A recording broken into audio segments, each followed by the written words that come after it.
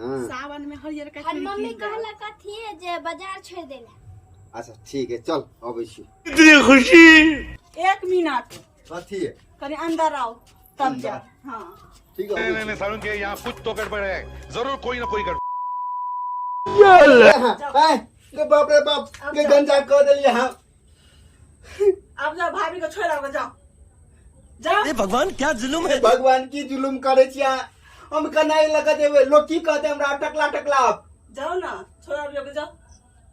आगे जते जलन होई है ना होई है लेकिन हम छोड़ के भौजी के जो ना छोड़ के आएगा ना टकले के लिए होगा आप। चलो भौजी।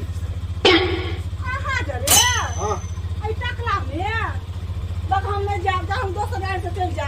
चलू ना हम नहीं जाना है जा रे टकला मुंडा हम नहीं जाई छी। ये गजब बेइज्जती।